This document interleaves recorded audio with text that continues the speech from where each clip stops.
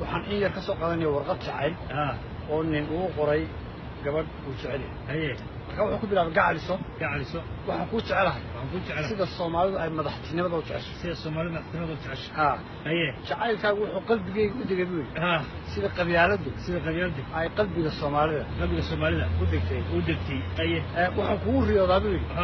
sida Somaliland ay ixtiraafka ugu riyooto waxaan kugu faanaa buu inaad tahay gabadhii u horeysay ee aan jeclaado sida Puntland ay ugu faanto in ay tahay hooyadii federaalka waxaan kaaga warwaraalu sida ciyaalka tahriib ay waalidkood ay ugu warwaraan waxaan rabaa inaan isu fahmno sida farmaajo iyo khayre ay isu fahmeen adigana waxaan kaa warsugayaa buu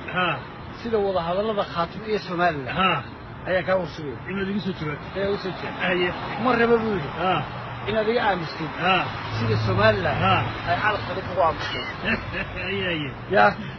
soo dhammaad garan waa saasi qalbigaygu wuxuu farxaa marka aad sida Yaasiin ducaale u qosay waa sidaas inta ay taasoo kaga baxayna waxaan ku soo qaadanay barnaamijkeena loo kale kooxdii qoto